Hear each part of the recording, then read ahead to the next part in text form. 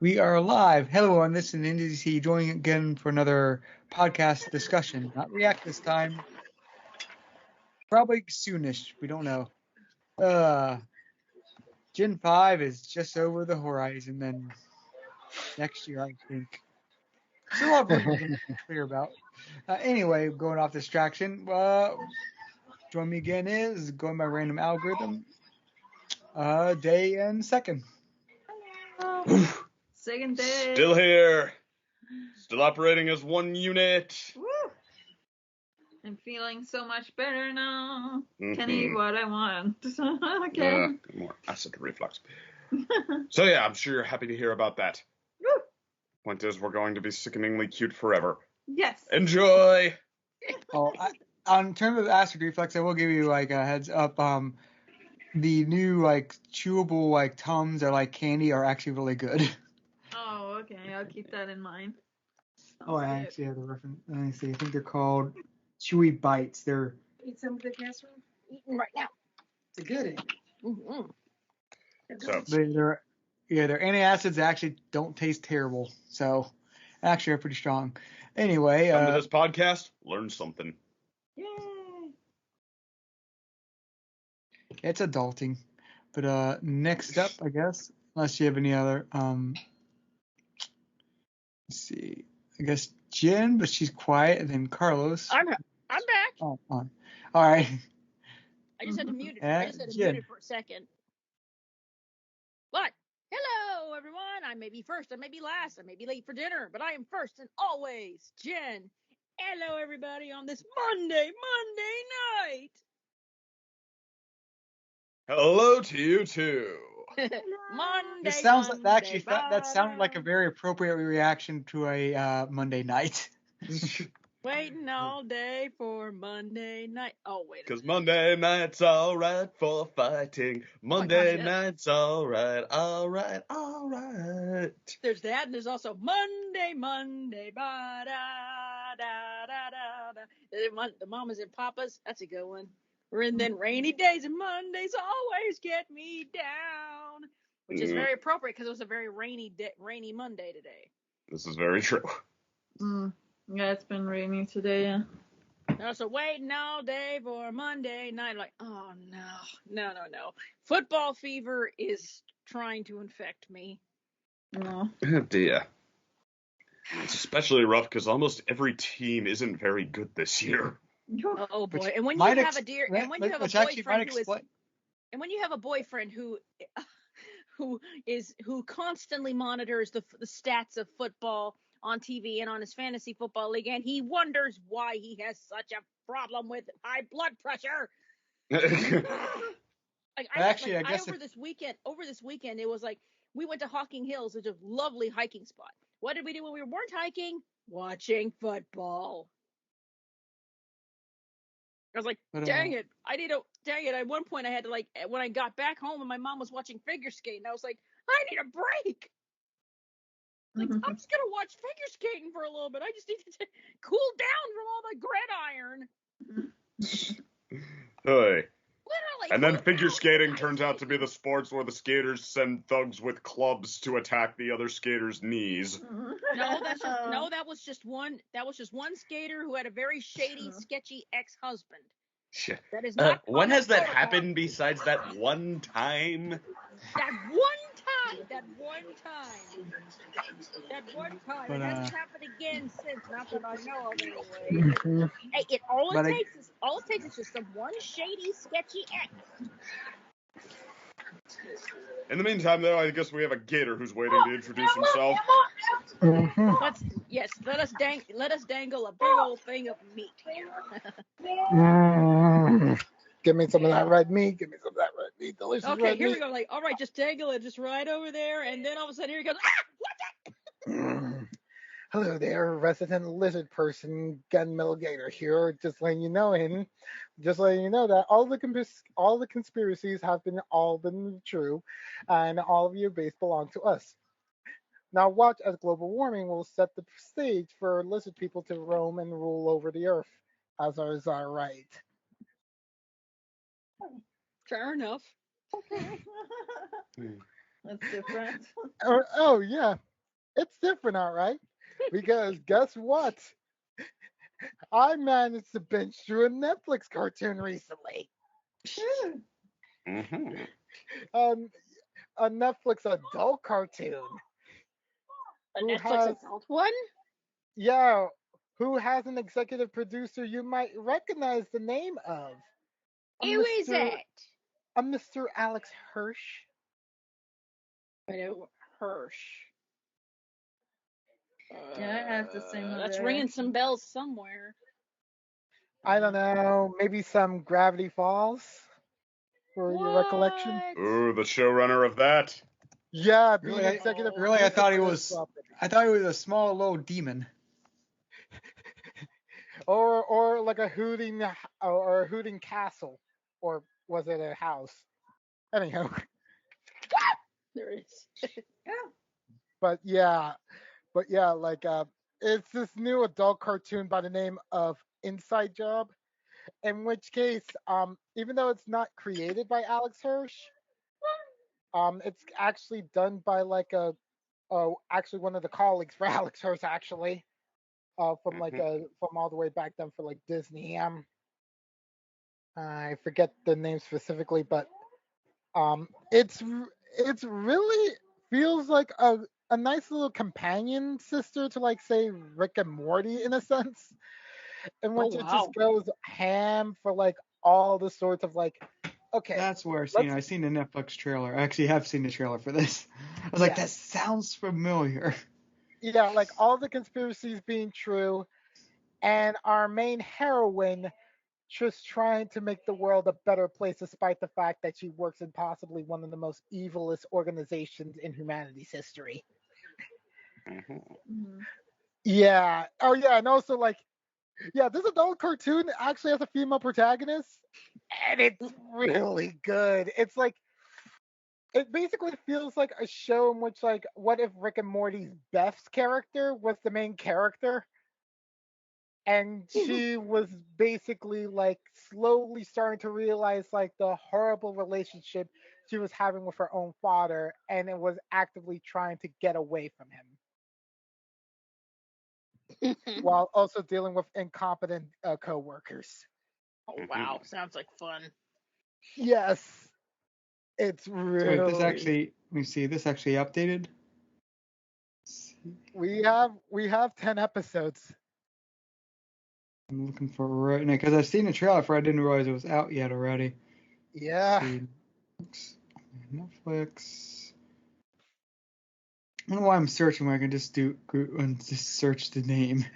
Yeah, so like basically like the reason why like I mentioned about lizard people is because like when they show off the lizard people, they did this nice little like ceremony, and one of the references they did was like, we finally managed to get King K. Rool in Smash, and I'm like, God dang it, this show gets me.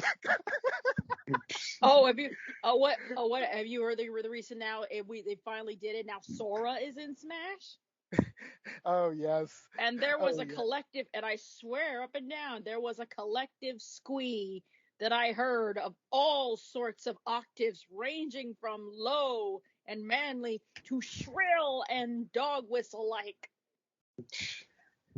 Oh, The it's one a thing I whole. really hate about like is that I should be super excited about that announcement, which, but like it just I feel the execution just leaves me wanting, like he really doesn't like what defines Sora is his Disney themes and all that, and they brought him in without that, just his Final Fantasy elements. Is like, but you removed this, you can't remove his Goofy and Donald.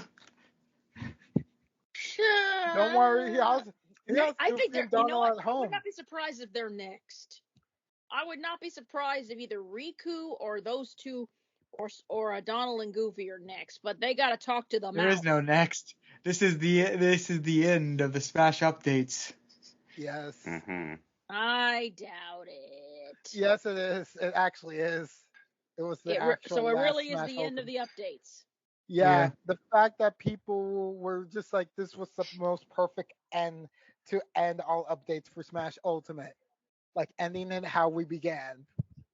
Well, it kind of makes sense because How many characters can you now play in Smash? Too many. That's the 89. one thing is like they have so many. I thought they would have just got like, screw it, we're going to go to 99, but it's like 80 something or 70 something. 89. It was 89 actually.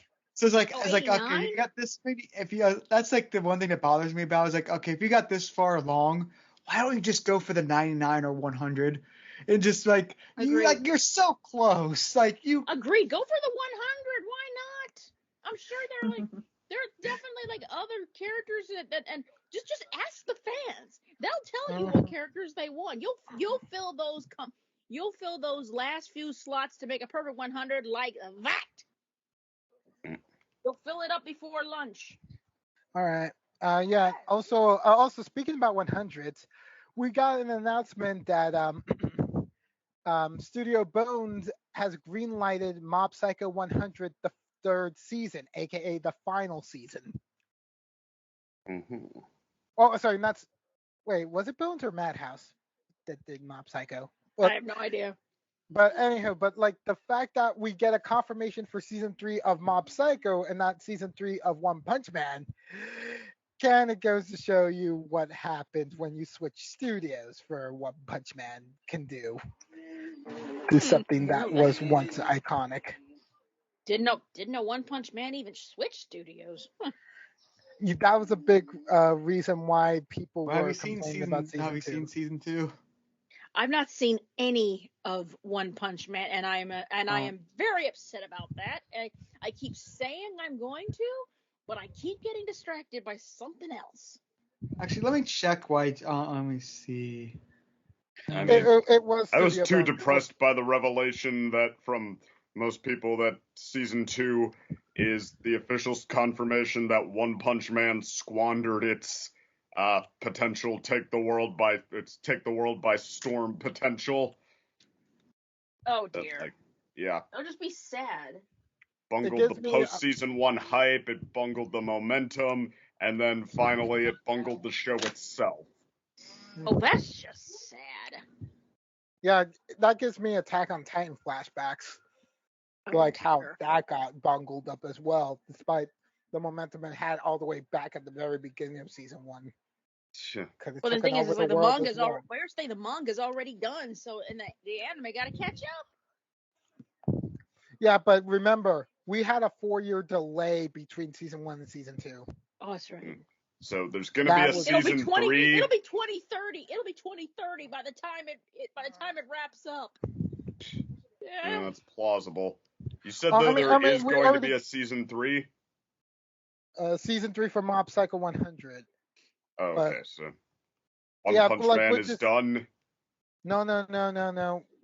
We just haven't heard anything from like Studio D for like One Punch Man season 3 yet. Yet okay. Bones is already announcing like the very last season for like Mob Psycho 100, which people I would say is one of the best like adaptations for a manga with a completely different art style as humanly possible, and possibly one of the best animes of all time. I'm just gonna say this right out here. Like, if you have not watched Mob Psycho 100, do yourself a favor, watch the first 2 seasons, and understand why a story about a kid trying to understand his place in the world and also how to deal with his emotions as an adolescent can be shown in such vivid colors and displays. Ooh, I'll have to put that on the list. Even more than this show. Like, because it's a very beautiful story. I'll have to put that on the list. It's a very beautiful story that subverts a lot of shonen tropes. And actually really does mean for like all of it, for like its well-meaning message. It's not subversive just to be derivative of like the property. Mm-hmm. It's subversive in a way to make it feel like we're talking about a kid who is dealing with like all these incredible situations as a kid who has the psychic abilities of a god and how he is actually handling all of this. Right. Yeah. How about that? Yeah. Yeah, like because like One Punch Man might have been like really good on the spectacle front, but Mob Psycho 100 is where the story, characters, and heart of one's writing is where it's at. Sorry, One Punch Man killed it on all three of those, or Yeah. season one did anyway. I think you really need to check out the first 2 seasons of Mob Psycho and see whether or not that stance holds water. Second, Well, trust me. you're Trust gonna me. have to kill it like no anime has killed it before to make me be like, oh, I guess One Punch Man wasn't that good. Didn't have that good of an equilibrium of character fun and not necessarily heart, I'll say, but story. Hilarious, well-constructed story. Right. Second opinion. I am willing to watch the entire first 2 seasons of Mob Psycho 100 with you, just to show how confident I am that my statement will hold water. Mhm. I guess what you should be saying, Gator, is like, is that a challenge? Interesting. Very much a challenge. Okay. Because I am willing to answer this challenge, and I'm willing to stake my claims and my reputation as a reviewer on this. This is how much I put it in. I consider Mob Psycho 100 to be in the greats for anime history. That is how much I revere it. Well, this is intriguing because I just said that it would have to be more or less the greatest anime I've ever seen to put One Punch Man to shame like that, and he did not back down. So, well, that is kind of a no-lose scenario for me if I found the greatest anime I've ever seen. Have you found it yet? Have you found it yet, Second? Well, I mean, One Punch Man. well, I don't know if One Punch Man is, or season one again, is up there with my all-time favorites. Which show is my absolute favorite is complicated. Gator says he's found it, for all intents and purposes. So Gators thinks he's found the one to overtake your favorite of all time. It would appear so. I mean, literally, I have it in my top 4 anime of all time. I'm legitimately serious about it. Okay, then. And not even his number one. But okay. No. Because it's kind of sort of like a nebulous thing. Like my top 4 is basically like a toss up between many different genres. Mm-hmm. Like I don't consider like Mob Psycho 100 to be my like the top shonen. It's more of like the top slice of life / shonen hybrid. Meanwhile, like for top shonen, I have Hunter x Hunter. Yeah. Yeah, then follow that up with like JoJo's Bizarre Adventure for like a shonen / seinen quality type of show. That would make sense for JoJo, I suppose. And then Persona 4 the animation for best video game anime adaptation. The Persona 4 animation. I Yes. just watched a review. I just watched some snippets of that animation. Man, oh man, were they like breaking some boundaries, it seemed. Yes. Man, very were they much were they breaking some boundaries here, especially with kanji and also the scene and the scene when they're all getting drunk. I'm like, what in the hell? And then I watched snippets of the Persona 5 animation. I'm like, wow, there's some lack here. There's some actual lack here. Like Persona 4, I'm actually freaking laughing at certain points. And then there's Persona 5, and there's I'm not laughing. I'm not laughing at certain points. I'm giggling, but I'm not like like in Persona 4. I'm like, yeah, Persona 5 is a lot more stylistic than Persona 4 was. It is. It definitely is. And there was a lot of more laugh out loud moments in 4 than 5, which I'm surprised. But I'm like, well, yeah, okay. And I remember I accidentally I saw one of the comments. It's like, see, 5 lacked all this stuff. I was like, what are you talking about? And then I saw that and like, okay, I get it. Unfortunately, I get it. As great as Persona 5 is, I was like, well, when it came to animation story, 4 takes it. I think when it comes to comedy and such, gosh, did 4 have it in spades? I'm a Uh, bear. so, Derek, you wanted to speak? No, I just want to say, like, who wants to go first? What you've been up to? That we sort of got into that already, but Yeah. what else have you ever been up to? Hmm. Any takers? Any volunteers? Like what we've been up to? Mm-hmm. Yeah. Let's see. I guess I'll go. I'll be really quick. What I've been up to? Oh, just working. Got back from a little weekend hiking trip, and getting talked my ear off about football. Next is Halloween, and can't wait for that because I am going to be dressing up as one of my favorite costumes of all time, Bride of Frankenstein, and it's gonna be fun. Yes. I can't wait. I'm going to be the CRS. The what?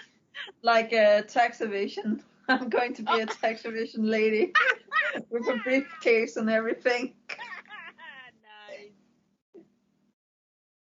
But that's about it on my part here. Yeah.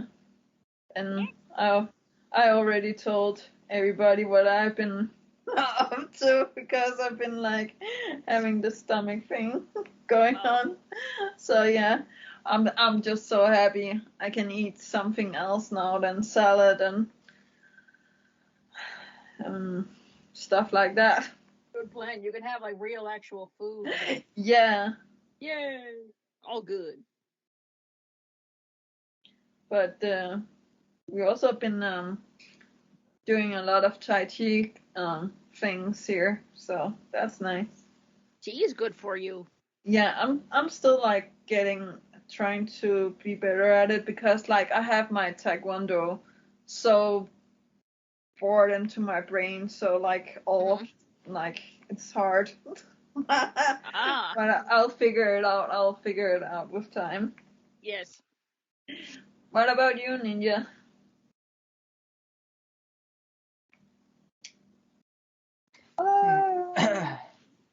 I've not really been up to much. Let me see. I'm trying to think what happened on last time. What anime did I catch up with watching? I know I just mentioned. Go to my anime list. Well, the anime I'm actually finally catching up to, even though it's back in season, is Jobless Reincarnation. Which is an interesting show. It's like it's weird because it's like the setting and world building is really, I do agree. Okay, that is fantastic, but the characters aren't really that likable. Yeah. Well, I have to say, Oh, it's now I remember basically. the freaking. Yeah, now I remember what like I well I've watched it like it's like oh, how could I forget about this because it wasn't a series, but I finally was able to watch the Violet Evergarden movie that dropped on Netflix. Okay. Oh gosh, it's like, oh, I'll learn how emotional it'll be. Within the first 10 minutes, it had me crying. It's like, shit. Like, damn you, Kyo anime and Kyo Annie. Kyo Annie. You pull on my heartstrings just too hard. How dare you make us feel? How dare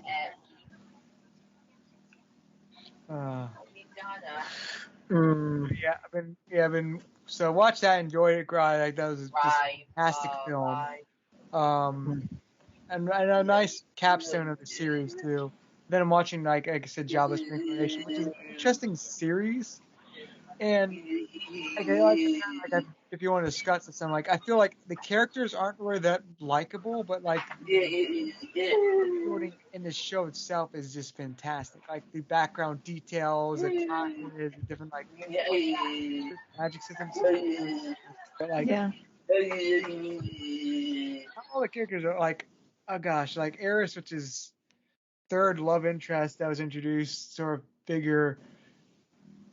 She sticks around so much longer than the other ones, at least for the initial. Yet she's like most annoying.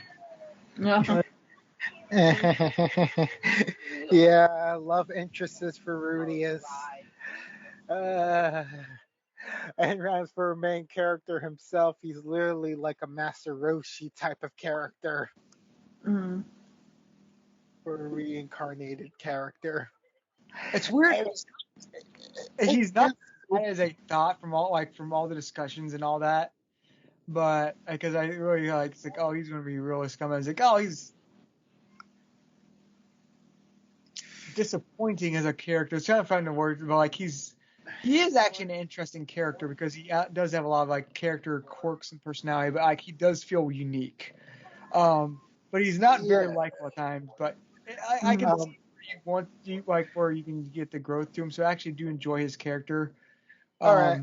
Um, Jen, in order Yeah. to make this an easy way to analysis this, What's that? Rudius is basically like what happens if Captain Resentiment were to grow up without love in his life and basically ended like his life as like an incel, aka Yosuke Hanamura from Persona 4. Oh. Yes, now you can understand. Yeah, I get you now. I get you. I am more confused than the rest of you. I have to Sounds clarify it for the confusing, yeah. ladies in the group here. Yeah, He had that Persona 4 reference. Oh, I get it now. Yes. To give context for people who don't know the show, like the idea is like jobless reincarnation. It's actually one of the original, like it was an isekai. Like I think how old is it? Like I think it was over 10 years old easily. it's we're like talking- it was an isekai way before the isekai trend kicked in. It was Yeah, an well, isekai sort of. before it was even cool. The Yeah, isekai that- and the isekai.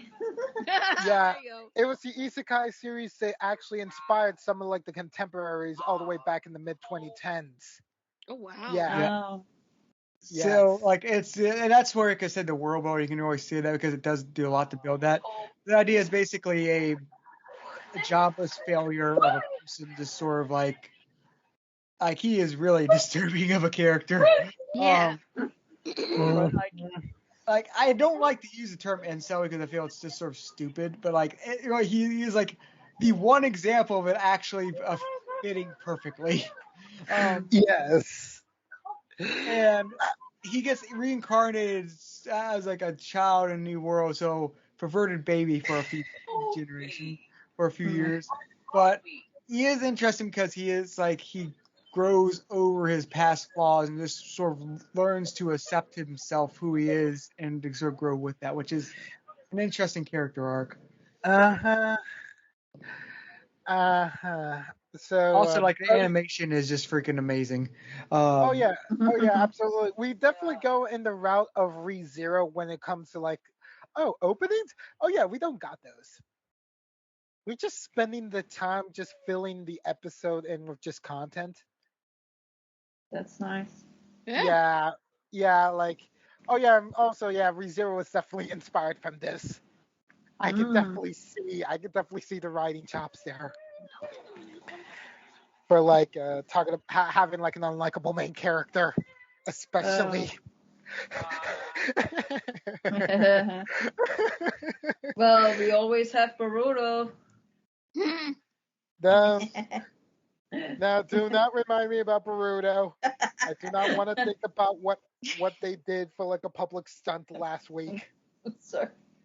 What Yeah. they do? What they do for a public? What did Boruto do for a public stunt? Do you really want to Thought know? we discussed this already, or I'm curious. Yeah. Have you not heard? Not of. I don't- Not of that stunt, but no. I don't think that Jen watches that much YouTube. All right, Jen. Yeah. They literally had Kurama killed off. Mm-hmm.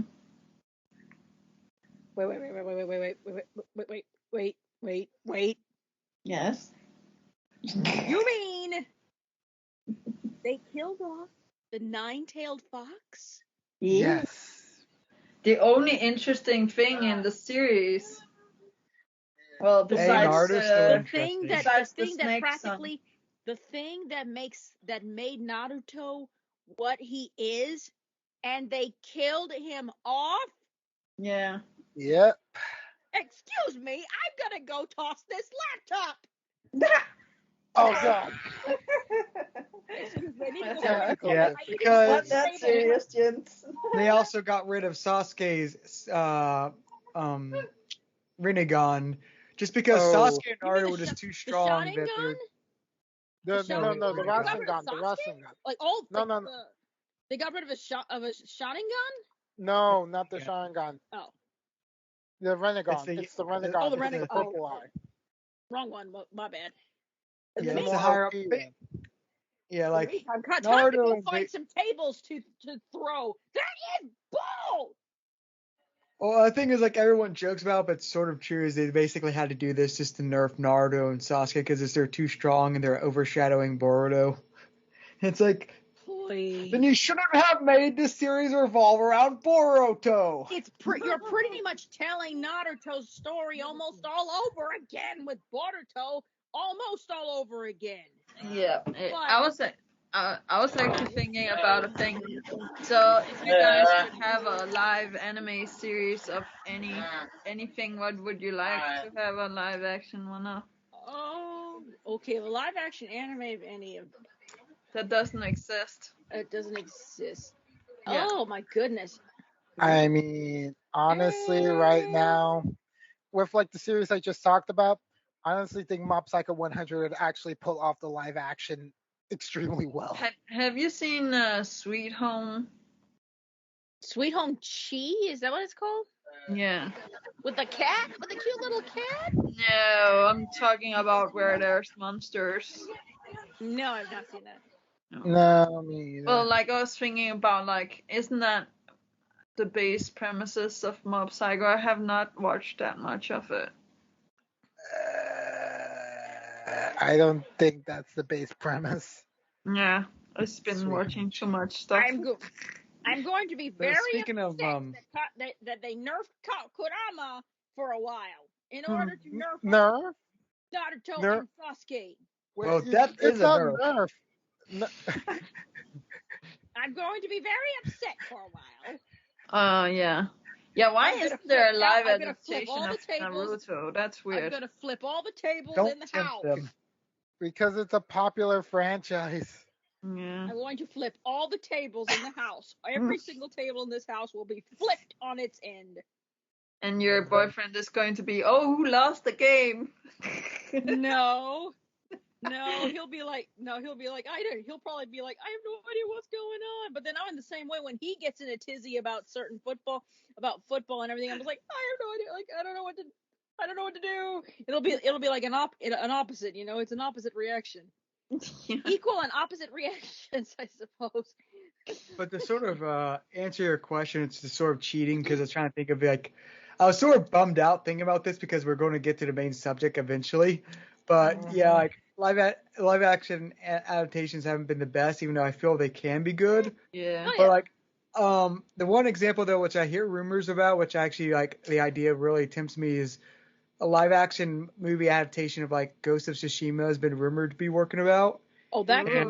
can definitely be done. That And what- can definitely be done. What really tempts me is like the guy who's like who did the one who's supposed to be like championing, like either directing it or writing it, is the person behind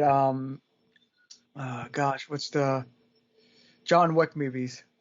Mm. So John Wick's like director team doing like a 13th century samurai film. Ooh, nice. That sounds good. You don't know who John. It could have been worse. Yeah. Could have been worse. You could have gotten Michael Bay. Ah!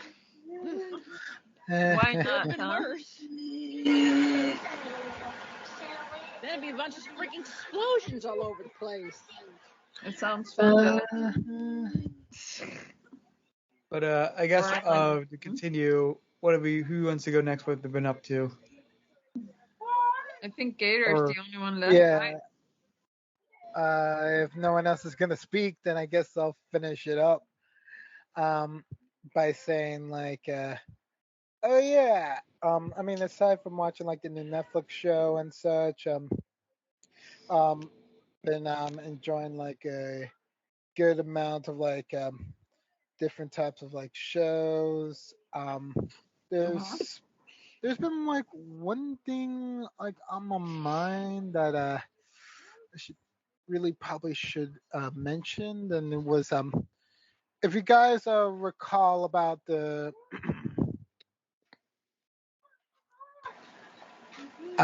recall about like the black and white games for Pokemon. Allie. Mm-hmm. Yeah, like the Pokemon company like posted out like Pokemon Evolutions episode 4, which was about black and white games, including like having like an entire like Ghetsis being the narrator for like and ends and ascension to being like not just being king of Team Plasma, but also becoming the Pokemon champion and about to like order all of Unova to like release all of their Pokemon and separate themselves from humanity. What? Okay. And this animation is legitimately one of the. It's like one of those great short pieces of film that I'm just like, oh god, the animation, the expressions on the characters, just the acting, the like being able to hold in so much like vile and malevolence, like in like how like the main villain acts throughout like the beginning until like near the very end, and when it's like he monologues like all of his true desires and such, and it's just like, oh my god, this just feels like a Shakespearean play. Mm. So dang good. I love Unova so much because of the black and white storyline, and this is just no exception. I enjoy the heck out of all of this. It is such a wonderful story, and I hope like you guys can see like the greatness of black and white all within like a short 8 minute short. Yeah, Eh, you hope so too.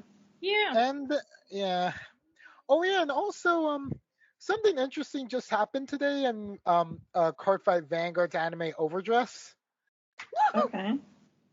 in which we get some major plot dumps about one of the main characters, in which they're actually considered legally dead because of some tragic backstory stuff of them getting involved like in causing like a ruckus against like an individual who was going to target their huge expensive family, and the family as a result did all this shooing away of people by essentially having it be written that like their son basically died while he was living under a different identity.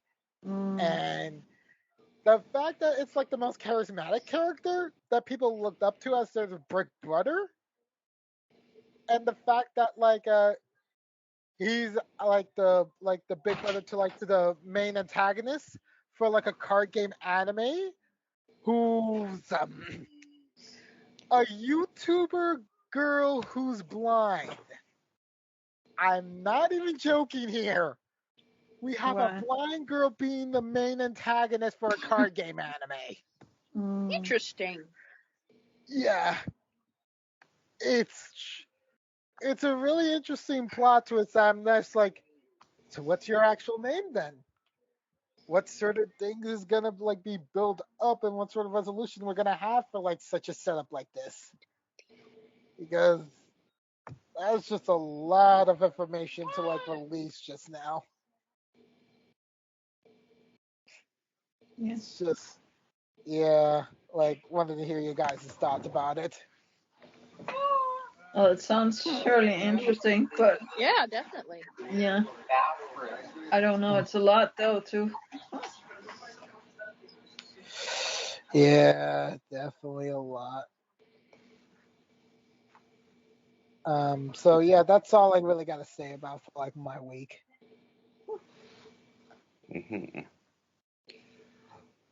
All right, so have you got us started on what we've been up to today? Well, like, I was waiting on you. I have said what I've been up to. Huh. Well, let's see. That's all different. We did, because we have the big final Daniel Craig James Bond movie, I decided to forget about doing the series in order and fast forward ahead to his. And we did Casino Royale, which, Oh, yeah, that's right. yeah, lives up to its reputation. That was really good. Yeah, that was really good. Right. Still love that scene where what? You finally seen that Casino Royale movie? Yeah. Mm-hmm. The only Casino Royale I'd seen before this was that one from the 60s where they had, like, some other studio bought the rights to the novel, and then the instant Sean Connery, either he said no or the studio he was with said no to quote-unquote borrowing him, so it decided to go for a parody, and then the way too many creative voices involved presumably all got on some controlled substances, and it was all downhill from there. Controlled substances, quote unquote.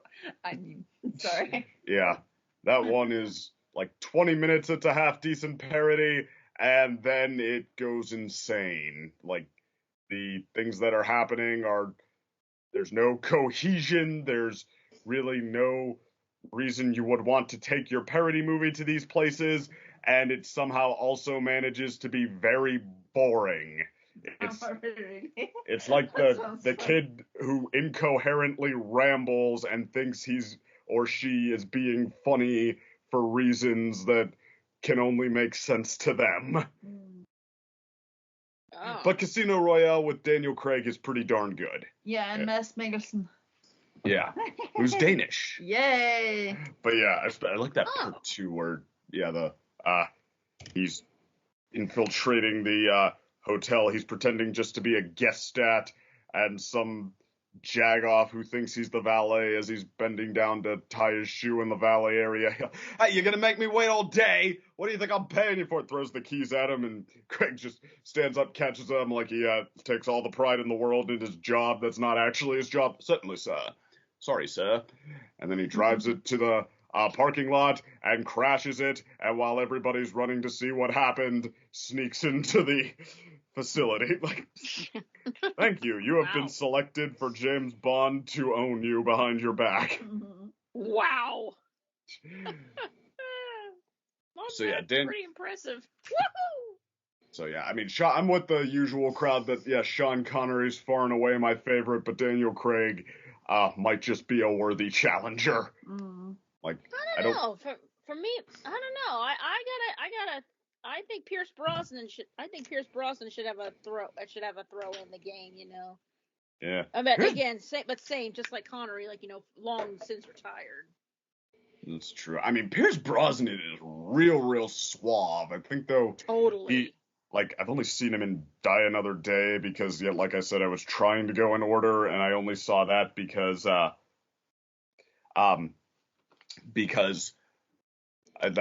came out right when I got to the watch James Bond movies age. But yeah, I think what hurts his standing for some people is that only one of his Bond movies is considered to be that good. Right. Like, he has GoldenEye is considered top tier, and then the rest. There's GoldenEye. I think that was maybe the first one he did. The first Bond he did, I think. Yeah. I think I'm trying to remember if The World Is Not Enough was Brosnan or was it later. That's Brosnan. Yeah, he has two movies that are considered. Okay, so GoldenEye, The World Is Not Enough, Die Another Day. Are we missing something? We are. Has an even more forgettable title than The World Is Not Enough, and I think, like The World Is Not Enough, it's considered kind of mid-tier. Oh wow, that's gonna drive me crazy until I figure out what that is. But World Is Not Enough has my favorite Bond theme of all time, called The World Is Not Enough. My favorite Bond theme of all time. Oh, my favorite Bond song of all time. What's it? What is it? The song is called The World Is Not Enough, and it's by the band Garbage. Oh. Haven't heard it. Might just hear it. Oh my gosh. Gotta put that on the. Oh my gosh, look it up. It's my favorite Bond song of all time. Close behind it, GoldenEye, but World Is Not Enough. It just, I don't know. There's just something about it that just is so perfect to me. I don't think I have a. Tomorrow Never Dies is the name other Bond movies. Yeah, he has 2 like mid-tier Bond movies, and then Die Another Day is like painfully polarizing because it's so over the top. But I mean, I don't think anybody can argue that it's not interesting to watch. Yeah. Right. The only funny tidbit I know about that is it's Madonna that makes the Die Another Day music. To die another day. The fact that I think that was like Brosnan's last run as Bond, right? Yeah. That was I his figured last time out. they're like, if he's gonna go out with a bang. Let's get all the trimmings. Go home. Let's get the great Madonna to do this. Yeah, and be a Bond girl of sorts. Exactly. They're like, if they're gonna go out with a boom. Yeah, I think my favorite Bond theme song as of right now, could be "Live and Let Die," which didn't Paul McCartney write that? Yeah, I think he did. I think. Yeah. You mean "Live and Let Die" was a Bond theme? Oh yeah, that was Roger Moore's first James Bond movie out. Has the same title, "Live and Let Die." Yep. Then in that case, you may be right. Let's see. "Live and Let Die." There's also "View to a Kill." Oh, wait. Or is that View? Wait a minute. That's not a Bond theme, is it? Well, that's a Bond movie, A View to Kill. But there's also a song. There's also a song by Duran Duran called "A View to a Kill." Hey. I don't remember if that was a Bond theme or not. But we're forgetting Skyfall. But Skyfall, that was in the Craig era. Yeah, I mean Skyfall. I still have to I haven't gotten to Skyfall the movie yet, so I didn't listen to the Skyfall theme all the way through yet. But I mean, just the bar I've heard from it does kind of rock. You know what?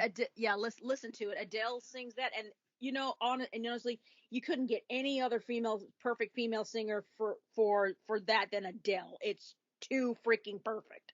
It does, like, you wouldn't think of it at first, but yeah, that does really fit. And then Goldfinger is a classic. It makes absolute perfect sense. Like my top 3 Bond themes: number 3, Skyfall; number 2, GoldenEye; number 1, The World Is Not Enough. That's my top 3 Bond favorites, and World's Not Enough is number 1. Number 1. Okay. Fair enough. Yeah. Oh, although I accidentally heard "You Only Live Twice" too, and like as an offbeat sort of way to open the movie, that is not half bad. I haven't heard that one. It's like that one. It's almost like really soft, and like for a movie that like the concept of dying is in the title and the title of the song. It's oddly like soft and soothing sounding, which that sounds like fun. I'll have to check that out. I know, which almost makes it even more menacing. It almost makes her. There's the new one they got now. I think is it's now Billie Eilish. She's now the latest Bond singer. I actually kind of want to hear that. You know what? Me too. I'm forever going to associate the first song I heard of Billie Eilish was "Bad Guy," and I'm going to forever associate that image. Yeah. I know she's clean. She's significantly done a crazy glow up, but I can't get that first image of some bad guy out of my head. Yeah, she's gonna be creepy. Like, I don't know if she's particularly praised for her pipes or whatnot, but she is a master of tone of just like what she's going for. It's interesting. I can't really place Billie Eilish's tone. The thing is, it's like it's very whispery. It's very whispery and almost mumbling. It's like I used to call her like whisper mumble pop. But I'm probably doing a disservice to that, which I don't really mean to do. But I can't help it. That's what I get on the first impression. Oh, and Todd in the Shadows put "Bad Guy" as his favorite song of the year. He said, simply put, knowing that teenagers are like what edgelords and stuff they really were, he said Billie Eilish is accomplishing exactly what she sets out to do. She scares the hell out of me. Wow, Todd in the Shadows actually said that? I'm shocked. And I'm thinking, that dude hates everything. It's one of those things. He's like me. From the outside looking in, you have only images of him hating everything, but like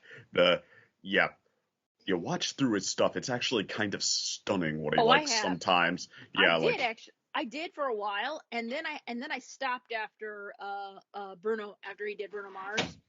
After he did Bruno Mars's like the Lazy Song, and he was comparing it to Sitting on the Dock of the Bay. I was like, that's kind of unfair. Like Right. I had to stop after that. I was like, first of all, I am a massive Bruno Mars fan, and so I'm a massive Bruno Mars fan. I absolutely just love him. He is super talented. He is absolutely super talented, and the fact that he was comparing the Lazy Song to like Sitting on the Dock of a Bay, like the lyrics of it compared to a gold classic song, I'm like, that's unfair because he was a little hard on the Lazy Song, yeah. Totally. I'm like, considering like where Bruno Mars was at in his life, he had every right to write the stupid Lazy Song, because some people don't know this. I don't even know if Todd knows this, is that he's been on stage ever since he's been performing on stage since he was 5 years old in a family band.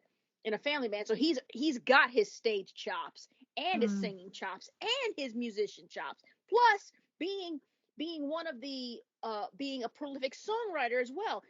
Case in point, the song "Forget You" from CeeLo Green, or well, I don't know if any kids are listening to this. I can't say the actual term, but the song's called, for the radio friendly version is "Forget You." That song from CeeLo Green, Bruno Mars wrote it. Yeah, like Todd, I think he when Bruno Mars was the Lazy Song itself, he said, yeah, I found myself humming that sometimes. We need a Lazy Song. I just wish it hadn't been the Lazy Song. Like he said, he would have preferred more of a tone like in the alternate music video with like this grumpy old man goes to the grocery store in his robe and like, sips some yogurt right out of the cup and scares away the kids. Like, what? I liked the vibe of the video of it. I thought it was it was cute. It was kooky. It was cute. It was kooky. It was like, I'll just do whatever I want, and considering how hard he was working and everything, he probably needed a day where he just not doing anything, versus Sitting on the Dock of the Bay is pretty much you're old and at the end of it and you're just tired. You're at different points of tired in your life, but tired is tired no matter what you're doing. It's true. But you missed an arc Todd went on with Bruno Mars. Like when Young, Wild, and Free with Snoop Dogg came out, like that was his 10th best song of the year, and he called Bruno Mars and Drake some of pop music's great underachievers. And then he listed Uptown Funk when it came out as the best song of the year. And probably one of the most overplayed. All right, but and then he I guess listed, and then he kept praising him after that, saying like, okay, his pastiche stuff, it will someday get old, get tired, and become self-parody. That day is not today, and happily put Bruno Mars' 90s pastiche on his best of the year list. Good. But I guess to move on to the news subject, there isn't much news this time. Yeah. We're sort of a slow one more period. thing before we go. Set the Programmer's Death Note video. What was who was smarter, Light or L? I don't recommend it. I think he very much comes across like yet another guy who just kind of wants the notion of a cool edgelord protagonist owning the authorities to stand. I'm not. Everybody else. You know what? Everybody else can fight over that. I'm just gonna sit back and watch the popcorn, and I'm just gonna have to sit back with my own popcorn and soda, watch everybody tear each other apart. Fair enough. But going into news stories, I think there's, I said, but not sort of in between news right now as we head into November, sort of like Christmas season, also where sort of like Hollywood stuff is coming out again too. And also I think Sony has a PlayStation event coming out this Wednesday. It's sort of random, but yeah. But yeah, there ain't really much news. There's more continuation stuff, like Squid Game continues to be the pop culture darling. Daylover's still trying to get me to watch that. My mother is already binging it. And then the one thing that's sort of like oh no is everyone does not seem to be sort of happy with the new Home Alone reboot. It's, I think one of my favorite takes from it is like, why are they British? I don't know. They're going the same route that they went for Home Alone 3, except it seems like they're going to let you know what the McAllisters, if not Kevin McAllister himself, have been up to this time. Like, I mean, I don't know. It's probably not 100 miles. Whatever route you have to go would probably have to be along these lines if you're gonna bring Home Alone back at this point. I don't know what people are expecting. The Home Alone movies were always cute, disposable fun that the first time around had an especially cute lead character and an especially fun director. Macaulay Culkin in his youth. Yeah, the first one, and then like the first two, then like the others that were very like some of the worst attempts at trying to capture the magic like of the continuing a series once it's gone. It really. A little bit. Let me see. One of us is cutting it out. Let me show you going. But yeah, that's just sort of random thing. But yeah, I think another thing, because I lost my train of thought. But I think one of my podcast people I listen to sort of brought up a thing which above the whole reboot thing, like it's natural, like not always good aspect to it. One of the things that sort of works against Home Alone is like it very much was a movie of its time. It's like in the modern era, like technology sort of negates a lot of the problems that like sort of set up the Home Alone films. Mm-hmm. I mean, I don't know. You would have to probably get a little creative to be anything better than a like weakening pastiche. Like, I don't know. Maybe you could go sort of Lemony Snicket and like really lame, neglectful parents leave their kid home alone, and it's a little more, yeah, cutesy, dark themed. But yeah, I think you're basically right. Yeah, that's just more of a less of a news topic and just sort of like well, that happened. And then the other interesting news topic, which is actually I would say interesting just to bring up the subject as a whole and not just the subject at hand, but like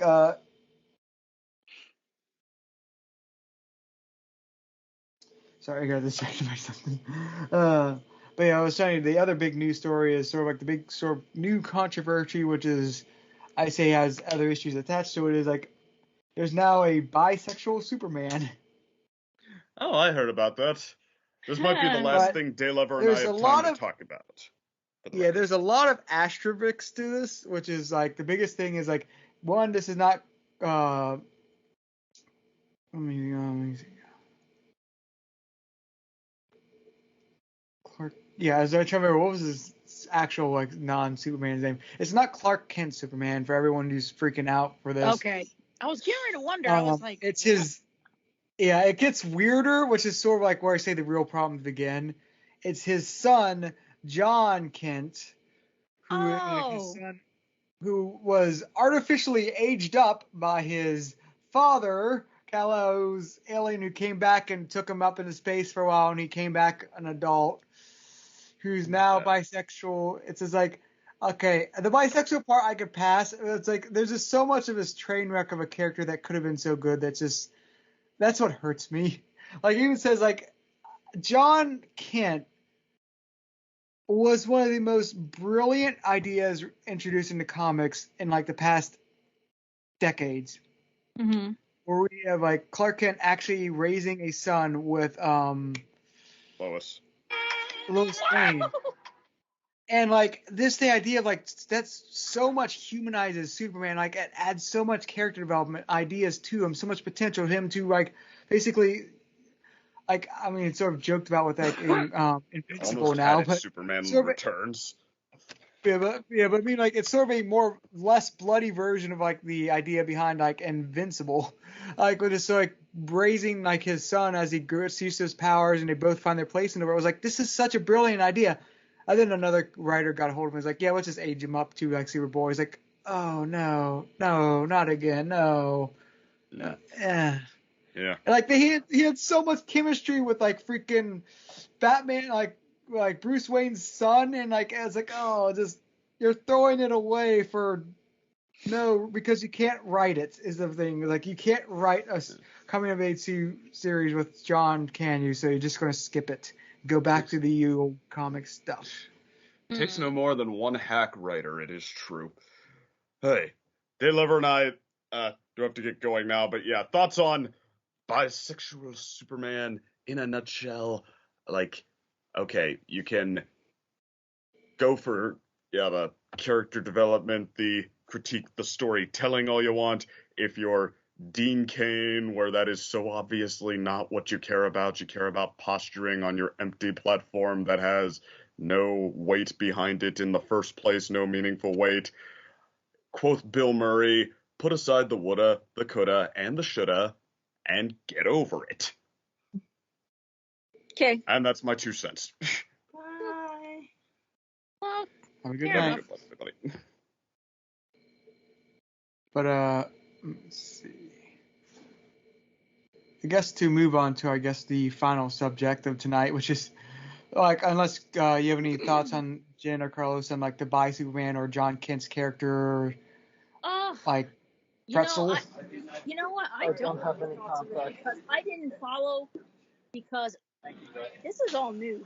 I heard there was a bisexual Superman, but I was thinking to myself, like, don't tell me they did that to Clark Kent. But if that was the case, it was like, well, then you deserve all the backlash you get.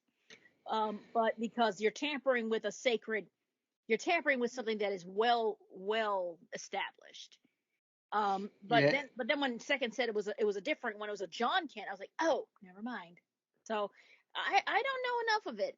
I don't know enough about it to really comment, on it, really. So I'm like, once again, I'll just be here in the tree with my popcorn and soda, watching people tear each other apart.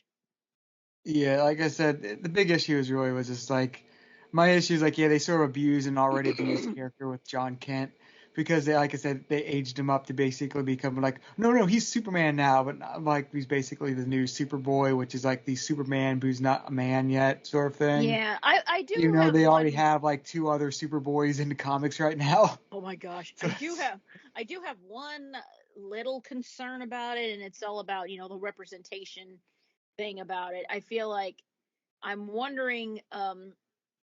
I mean, do I think there should be LGBTQ heroes? Abso-freaking-lutely.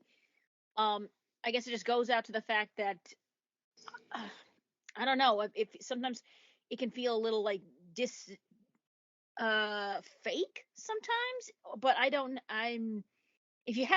like if you have too many, if you're throwing out too many of them, there's somebody's going to get suspicious, and if you don't have enough, then they cry non-inclusion and such. So I mean, it's a move. It's a move to make this incarnation of Superman bi. I mean, I really don't think of it as positive or negative and such.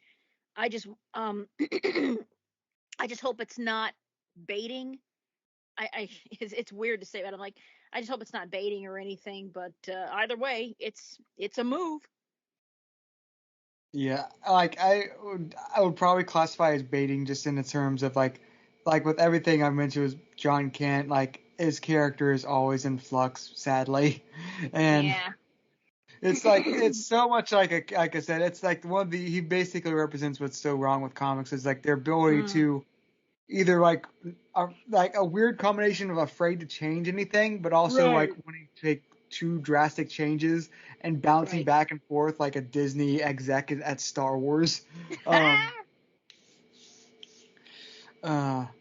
yeah, like I just want to bring it up just because of the big controversy, and also like I just wanted to bring up John Kent, which is like if you read some of the original, like actually, like when I was going to a bit of actually reading a few DC comics when they were airing, like, and they had Super Sons, which had like Damian Wayne and like John Kent basically teaming up as a basically young superhero sort of figures, and like sort of like hating each other. It's like they had some genuine chemistry, and there's so much. His execution with this, it was just one of those like, oh, this is a really great idea to take Superman, to have him be a father and not just be part of his character, Right. And then they just got rid of it. But yeah, that's just ongoing sad things with Western comics. Let's move on to the actual subject of this video, which is like Netflix adaptations of animated properties into live action, which I leave it sort of broad, but mostly because I include anime from converting an anime into a live action movie or a video game into a live action movie, which technically The Witcher is a book series, but come on, we all know why they adapted it. Yep. And actually not a bad job with the Witcher. Yeah, that's what I want to sort of get to that. Is like, and sort of like their past, like, we've had mixed things so far, and one of them is, like I said, they've had a Witcher, which has actually been relatively positively received. And then there's the less positively received stuff like the Death Note anime, live action film, which I think the only thing is very positive. How is that possible? The one, how's that possible? I thought they did a good job with the Death Note. Is it the one they tried to do in the Western world, the Western version, or was it the one they actually did in Japan? Christopher Walken. I think it was like Christopher Walken as like the Death God, Shinigami.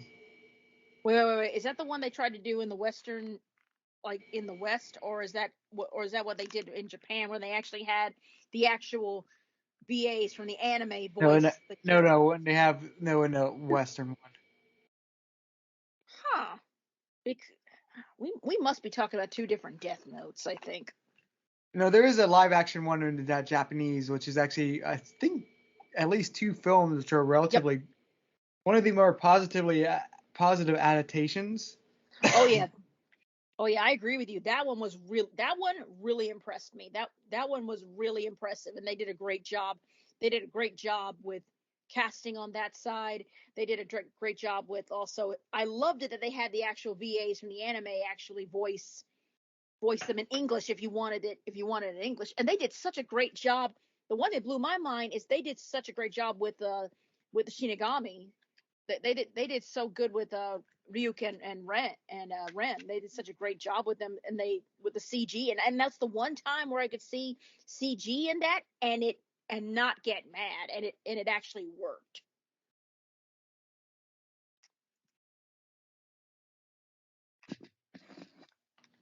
But yeah, like I've seen some of those films like way back when I did a few anime like clubs in college. But yeah, like those were actually probably the more positive because the sort of subject is mostly focusing on Netflix. Mm-hmm. But one thing I did want to bring up is like Netflix does get a lot, like I think it's a joke where it's like Netflix adaptations where you like here's the manga, here's the anime, then like here's the Netflix adaptation, which looks like an overweight cosplayer like with like the cheapest like Halloween costume on. And it's like, God.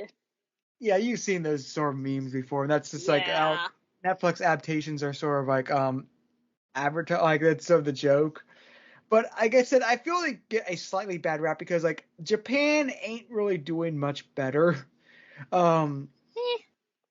Because like I said, like the Death Note films are actually positively team. The other ones like the I think we're bringing up some of them like the Full Metal Alchemist movie, the Attack on Titan movie, oh boy, the Bleach movie, like a lot of these other adaptations like we've sort of purged from our mind. It's just getting ridiculous now. It's like, yeah, it's like Japan actually did do a lot of adaptation, but like I think this is a bigger thing. I can't remember if we talked on camera or before, but like Japan's films like industry really isn't what it used to be. They can still do certain subjects well, like horror and all that, certain dramas, but their style of acting and like direction is very like it's very much like a like theatrical, like it's very much like a play in terms of like it's very over dramatic and bombastic with its like acting and all that, and just really doesn't lend itself well to like adaptations of anime, especially anime that are more serious. Yeah. or grounded, I guess is a better word. So yeah, I feel like Netflix gets sort of a bad rap. It is somewhat understandable because like they haven't always had the best hit ratio, and we're actually brings me up to like the present, which is like why I just wanted to ask about this is like the Cowboy Bebop live action adaptation is coming out next month. And the trailer just dropped, which is the sort of reason I just sort of created this subject, created this podcast for the subject this week is like that's sort of the present to look forward to. Like, what are your expectations for that series? Oh wow. You know, I'm such a big fan of the original Cowboy Bebop that will never change. That's like my favorite anime of all time. So I still have that preference. And I'm just gonna go in with it. Like, do not expect this to top the original anime and such. If anything, I'm like I have a need to answer this question. Why? Why do you need to do a live action of this? Can't it just exist as is? Can't it just be fine as is animation wise? But apparently the answer is no. So yeah, to be fair though, this actually has been a adaptation like that's been in live action discussions for like a long time. Yeah. From film to like I think it was film for a while, and actually it's sort of ironic. Like the best way to summarize it is this has been so long in the talks that when Keanu Reeves was originally pitched as Spike, people laughed at the idea that like he could be a badass with a gun. As in, this was before John Wick. So that's how long these discussions have been going on. Right. So, and that's why I feel is like, they'll actually go back is like, I think I brought this up in the podcast, but I actually have rewatched the Cowboy Bebop original series just recently, and yeah, this series really does hold up well. Like, it is really a masterpiece. It's like it's like even like I've also right before it watched like gosh, what's the samurai one? Samurai Champloo? Yeah, Samurai Champloo.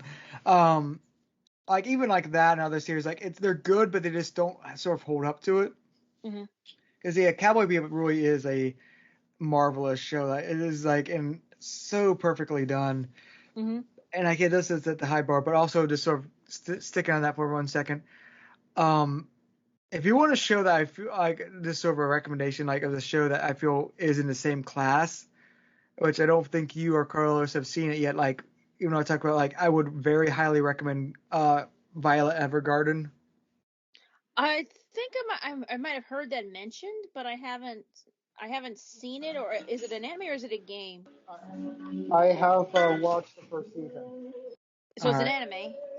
Yeah, it's there's like that anime series on Netflix, and then there's like an OVA which is on Netflix, and now there's a movie that concludes it on Netflix. But it's from like Q Animation. And like I said, it's if you look for a great series, or I would say in the same class as Cowboy Bebop, that's one of the other series. That's one of the other series I say like this is a bona fide masterpiece.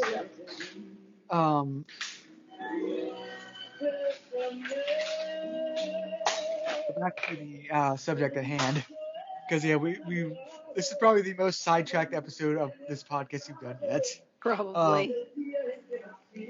But going back, like I feel like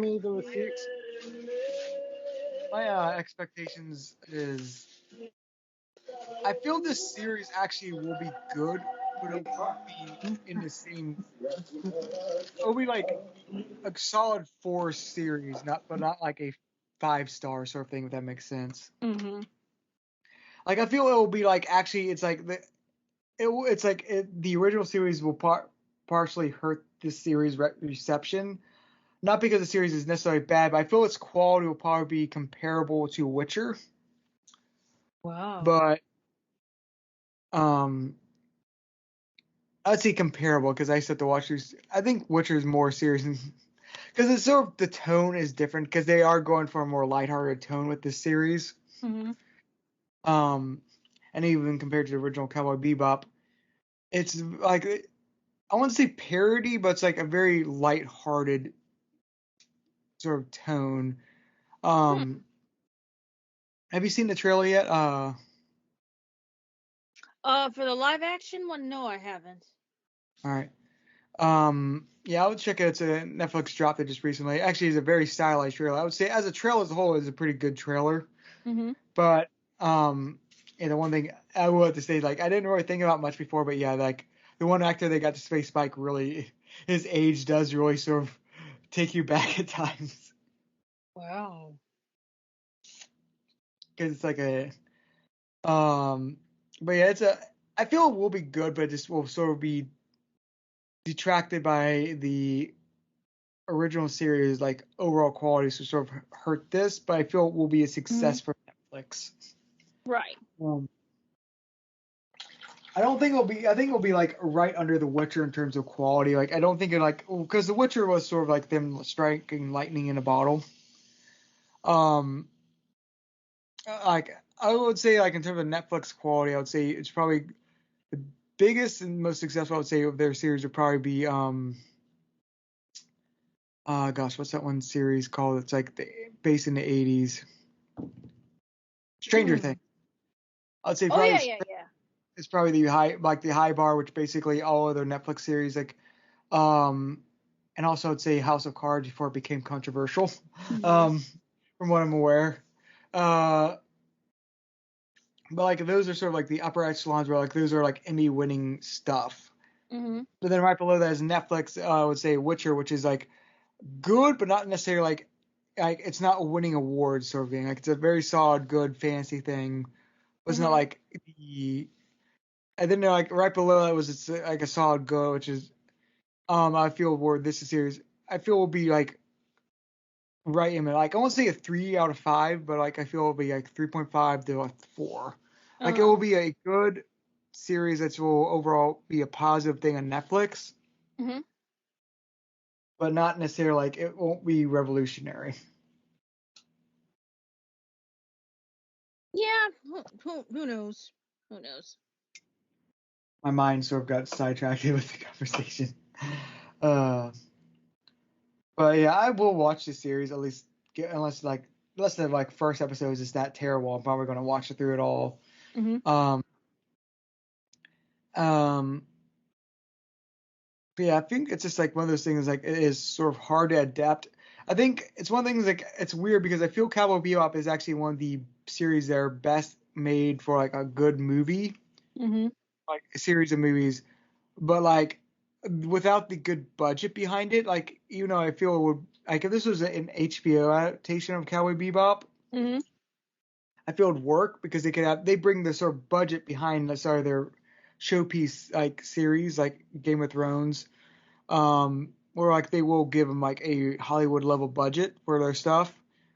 Netflix has the issue like they give them a budget, but it's a budgeted budget. Like The Witcher it's no Lord of the Rings or no Game of Thrones in terms of like its budget. It's better than Merlin, but right, not much. And like I liked Merlin as a series. I hated how it ended, but but its budget was serviceable, which is I feel like where a lot of Netflix's adaptations do is like their shows in general is like they have enough of a budget to like be serviceable, but they're not like showstoppers. And I feel Cowboy Bebop is one of the series that like you really need a showstopper budget behind it because it's such a even though it's a very lived-in sci-fi, it's still a very like it is very like celestial, like very big, like galaxies, solar system spanning sci-fi. If you think about it. All right. But I guess we'll also talk about future adaptations because, yeah, there's other things rumored, which like there's also the Avatar live action adaptation rumored, and that They already tried that once. Here's the thing, like some of the rumors that got out, like because they're actually working with the original creators, but those creators walked off for some reason, which is foreboding, to say the least. Yep.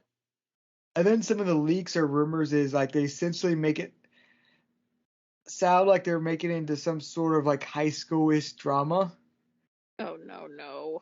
Or like with like clicks and stuff like that, and it's just like, how and no. I agree. No. And like I think like this is one of those rumors like more hard R rumors, but like it's enough back like there's something going on where it's different than like the original. Mm-hmm. And that's like that's one of those things like, oh though that could really, don't turn this into Dragon Ball Evolution. Oh please no. For the love of everything good, no.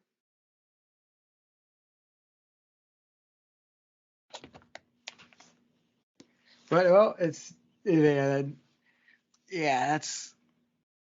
Netflix is, like I said, it's a weird flux right now, but it's weird. Like I said, it's like they're very good at the medium budget stuff, which I complained about them not giving like the Hollywood budget just right now, but the good thing is like they spread their budget well, so like even though like your show might not be the most produced, you'll still have like a very niche show like of what you love, and so will your mother and your dad. They all have their own specific show because Netflix is very good at like basically making a variety of content for everyone's taste. Mm-hmm. That's the one thing we really nail. It's just like I said, Witcher is still a very weird adaptation to sort of take, but like they went with it, and Right. it's because they can budget enough what they can experiment and just give stuff enough budget to be like serviceable, which works. So yeah, I think we're sort of tired from a Monday React. Yeah. Any other thoughts on like Netflix adaptations or concerns or hopes for the Cowboy Bebop live action? Oh wow. I don't have any concerns. I really don't. And I don't have any concerns. It's just Netflix gonna Netflix. That's the way I look at it.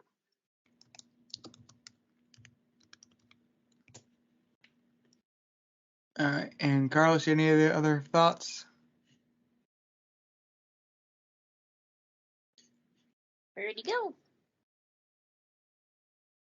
Where'd he go? Oh. Gator, where'd you go?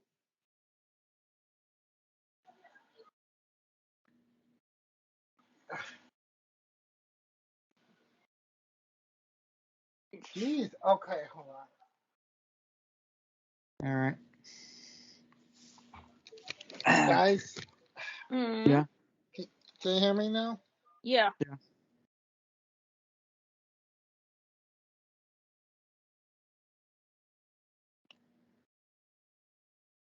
All right, we did, but now we can't hear you. Yeah.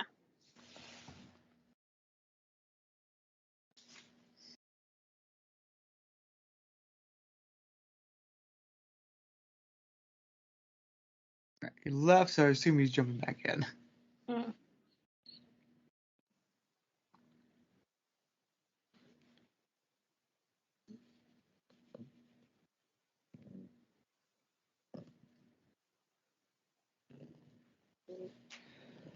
Mm. Actually, one thing, let me see. I was getting a watch together link because I will do is to show you and Carlos the actual trailer. Okay. Is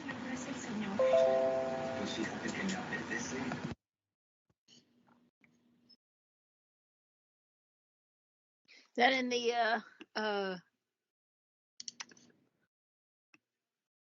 is that in the oh, it's in the chat. There it is. Should we watch it right now or so?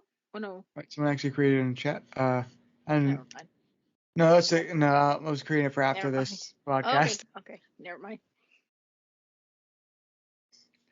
Yeah, mostly because Netflix and other people are very protective of reacts, so Yeah. that's why I'm selective about what reacts we do. It's not like I don't love I don't say I love doing reacts with everyone here. Mhm. Well, they good content and good fun all around, but YouTube has gotten rather annoying recently with its content ID, so that's the main reason. Right. There are special occasions where I'll try to work around it, with G5, which of course we had to cover G5 with React. Yeah. Guys, can you hear me? Yeah. I think something weird happened when I was switching between phone and laptop. When it came to the call, which when I got back to the laptop, it wasn't working. But now since I'm here, go ahead and make mention about what are my thoughts about live action adaptations, and especially about hopes for the Cowboy Bebop one. Yeah. Which was specifically I'm hoping for, even if it's not a complete faithful adaptation, maybe it could be somewhat faithful to the spirit of the property. It doesn't have to play exactly the same because a lot of Cowboy Bebop was very much slice of life. It just has to have it understands the earnest wish of adventure through this like what what the future feels like for those living in the suburbs and such, of the few if Mars was just only a planet away instead of light years away in our current definition, and everything was grungy and grimy, and it was toiled and used up by people everywhere. As long as it could keep up that authentic used reality, then I could say it could be a decent adaptation, because that was a big part of Cowboy Bebop's identity. If everything seems new or clean, then this is definitely not a Cowboy Bebop rendition. So yeah, that's what I have to say about that sort of stuff. All right. But I guess any other closing thoughts before we head out for tonight? Can't think of any.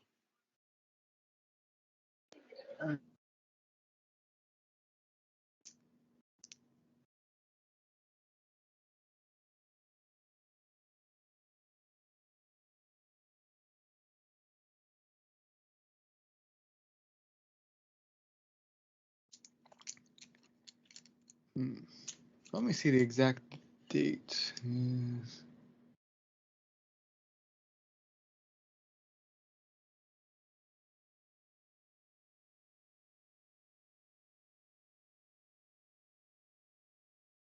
Netflix said they released the opening credits a month ago. Then that's the actual teaser trailer got just released. Okay. I don't know what's going on with the mic, but yeah, I was trying to say was I just hope for the shows for to not be stereotypical, that they at least keep the uniqueness of the animated past or manga past, or even just overall whatever medium it was in, and try to do something different but not make it generic, because that's the worst thing a live action adaptation can do. Can make the idea that you grew to love with just generic, just so it could try to appease the mainstream, which they won't even care about because it's so bland and boring that they're not really going to take it up.